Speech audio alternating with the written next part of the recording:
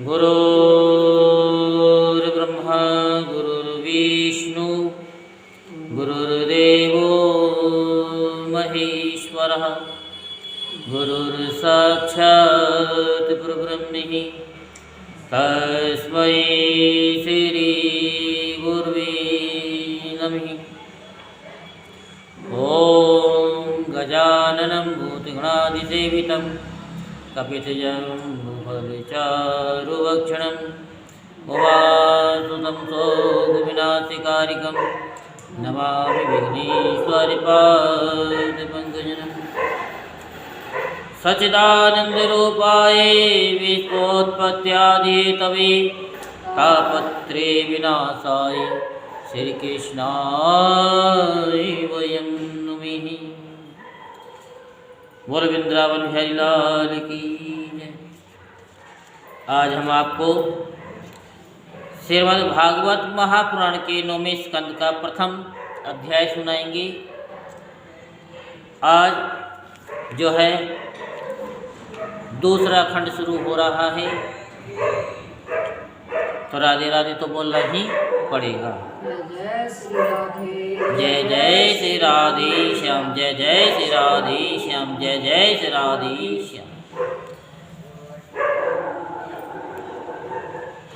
Waves Manu के पुत्र राजा सुधुमन की कथा आज हम आपको सुनाएंगे। सो आप ध्यान पूर्वक मन को एकाग्र करते हुए श्रवण करेंगे और अपने मन में जो उठ रही हैं अशांति की ज्वाला उसको शांत करेंगे। राजा परीक्षित ने पूछा कि भगवान आपने सब मनमंत्रों और उनमें अनंत शक्तिशाली भगवान के द्वारा किए हुए ऐश्वर्यपूर्ण चरित्रों का वर्णन किया और मैंने उनका श्रवण भी किया। आपने कहा कि पिछले कल्प के अंत में द्रविड़ देश के स्वामी राज ऋषि सत्यव्रत ने भगवान की सेवा से ज्ञान प्राप्त किया और वही इस कल्प में वेवस्वत मनु हुए।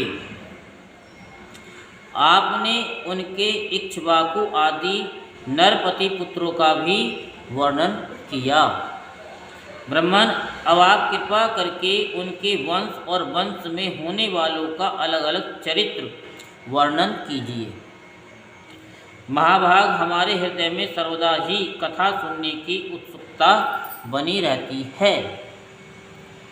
वेवस्वत मनु के वंश में जो हो चुके हों, इस समय विद्वान हो और आगे होने वाले हों, उन सब पवित्र कीर्ति पुरुषों की पराक्रम का वर्णन कीजिए। सोचे कहते हैं कि सौनकादि ऋषियों, ब्रह्मवादी ऋषियों की सभा में राजा परीक्षित ने जब ये प्रश्न किया, तब धर्म के परम मर्मज्ञ भगवान श्री सुखदेव जी ने कहा कि परीक्षित, तुम मनुवंश का वर्णन संक्षेप से सुनो। विस्तार से तो सैकड़ों वर्ष में भी उसका वर्णन नहीं किया जा सकता। जो परम पुरुष परमात्मा छोटे बड़े सभी प्राणियों के आत्मा हैं, प्रलय के समय केवल वही थे। ये विश्व तथा और कुछ भी नहीं था। महाराज, उनकी नाभि से एक स्वर्ण में कमल कोश प्रकट हुआ, उसी में चतुर्मुख ब्रह्मा जी का आविर्भाव हुआ। ब्रह्मा जी के मन से मरीचि और मरीचि के पुत्र कश्यप जी हुए। उनकी धर्मपत्नी दक्षनंदिनी अदिति से विवस्वान सूर्य का जन्म हुआ। विवस्वान की संज्ञा नामक पत्नी से श्राद्ध देव मनु का जन्म हुआ। परीक्षित, परम मनस्वी राजा श्राद्ध देव ने अपनी पत्नी श्रद्धा के गर्भ से 10 पुत्र उत्पन्न किए। उनके नाम थे इक्ष्वाकु, नृग, शर्याति, दिष्ट, धृष्ट, करुष, नरिष्यंत और पृगन, नभग और कवि। विवस्वत मनु पहले संतानहीन थे। उसी समय सर्वसमर्थ भगवान वशिष्ठ ने उन्हें संतान प्राप्ति कराने के लिए मित्रावरुण का यज्ञ कराया था। यज्ञ के आरंभ में केवल दूध पीकर रहने वाली विवस्वत मनु की धर्मपत्नी श्रद्धा ने अपने होता के पास जाकर प्रणाम पूर्वक याचना की कि मुझे कन्या प्राप्त हो। तब अथर्वयु की प्रेरणा से होता बने हुए ब्राह्मण ने श्रद्धा के कथन का स्मरण करके एकाग्र चित्त से वष्टकार का उच्चारण करते हुए यज्ञ कुंड में आहुति दी। जब होता ने इस प्रकार विपरीत कर्म किया तब यज्ञ के फलस्वरूप पुत्र के स्थान पर इला नाम की कन्या हुई। उसे देखकर श्राद्ध देव मनु का मन कुछ विशेष प्रसन्न नहीं हुआ। उन्होंने अपने गुरु वशिष्ठ से कहा कि भगवान, आप लोग तो ब्रह्मवादी हैं, आपका कर्म इस प्रकार विपरीत फल देने वाला कैसे हो सकता है? समझ में आ रही है नहीं? अरे ये तो बड़ी दुख की बात है। वैदिक कर्म का ऐसा विपरीत फल तो कभी नहीं होना चाहिए, क्योंकि पति ने कहा कि मेरे पुत्र हो, पुत्र के लिए यज्ञ करवाया, पत्नी ने कह दी कि लड़की होनी चाहिए। ये था। आप लोगों का मंत्र ज्ञान तो पूर्ण है, इसके अतिरिक्त आप लोग जितेंद्रिय भी हैं तथा तपस्या के कारण निष्पाप हो चुके हैं। देवताओं में असत्य की प्राप्ति के समान आपके संकल्प का ये उल्टा फल कैसे हुआ? परीक्षित, हमारे वृद्ध परपिता में भगवान वशिष्ठ ने उनकी ये बात सुनकर जान लिया कि होता ने विपरीत संकल्प किया है। इसलिए उन्होंने विवस्वत मनु से कहा कि राजन, तुम्हारे होता के विपरीत संकल्प से हमारा संकल्प ठीक पूरा नहीं हुआ। फिर भी अपने तप के प्रभाव से मैं तुम्हें श्रेष्ठ पुत्र दूंगा। परीक्षित, परम यशस्वी भगवान वशिष्ठ ने ऐसा निश्चय करके उस इला नाम की कन्या को ही पुरुष बना देने के लिए पुरुषोत्तम भगवान नारायण की स्तुति की।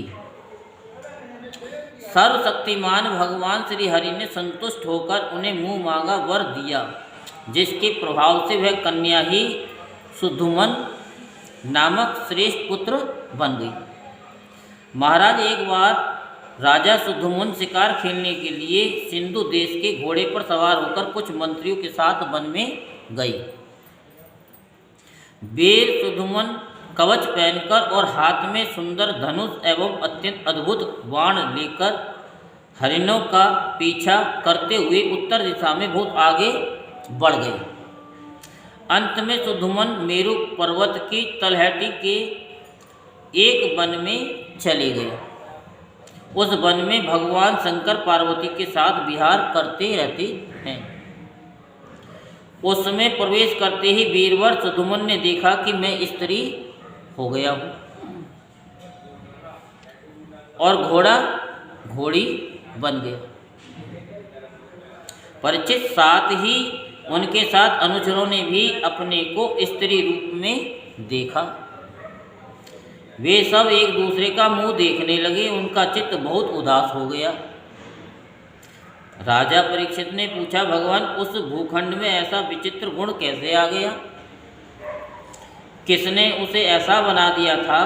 आप कृपा करके हमारे इस क्वेश्चन का उत्तर दीजिए, क्योंकि हमें बड़ा कौतूहल हो रहा है और होने की बात भी है। ये तो नहीं है कि नहीं। अब आप भी जाओ कहीं और वहाँ से जेंट्स बन के निकलो तो दिक्कत तो हो ही जाएगी ना। तो श्री सुखदेव जी ने कहा कि परीक्षित, एक दिन भगवान शंकर का दर्शन करने के लिए बड़े बड़े व्रतधारी ऋषि अपने तेज से दिशाओं का अंधकार मिटाते हुए उस वन में गए। उस समय अंबिका देवी वस्त्रहीन थी ऋषियों का सहसा आया देखकर वे अत्यंत लज्जित हो गईं।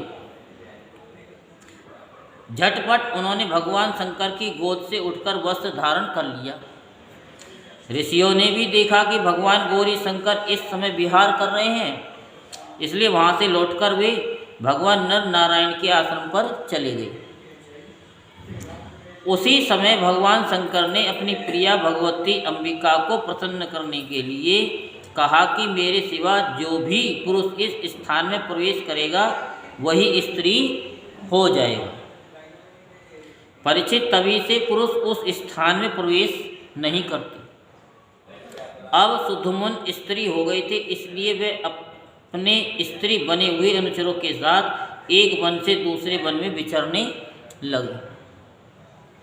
उसी समय शक्तिशाली बुद्ध ने देखा कि मेरे आश्रम के पास ही बहुत सी स्त्रियों से घिरी हुई एक सुंदरी स्त्री विचर रही है। उन्होंने इच्छा की कि यह मुझे प्राप्त हो जाए। उस सुंदरी स्त्री ने भी चंद्रकुमार बुद्ध को पति बनाना चाहा। इस पर बुद्ध ने उसके गर्भ से पुरुरवा नाम का पुत्र उत्पन्न किया। कौन? जो स्त्री बन गई। हाँ, इस प्रकार मनुपुत्र राजा सुधुमन स्त्री हो गई। ऐसा सुनते ही कि उन्होंने उस अवस्था में अपने कुल पुरोहित वशिष्ठ जी का स्मरण किया। सुधुमन की ये दशा देखकर वशिष्ठ जी के हृदय में कृपावश अत्यंत पीड़ा हुई। उन्होंने सुधुमन को पुनः पुरुष बना देने के लिए भगवान शंकर की आराधना की। भगवान शंकर वशिष्ठ जी पर प्रसन्न हुए।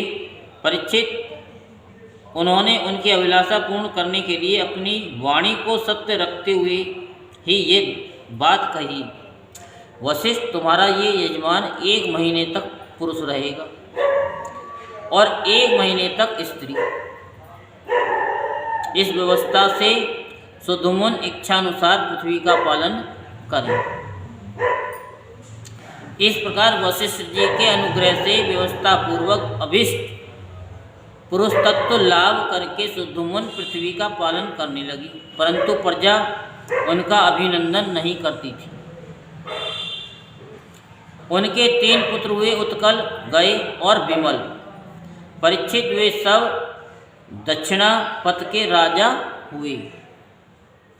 बहुत दिनों के बाद वृद्धावस्था आने पर प्रतिष्ठान नगरी के अधिपति सुधुमन ने अपने पुत्र पुरुरवा को राज्य दे दिया और स्वयं तपस्या करने के लिए वन की यात्रा आरंभ की।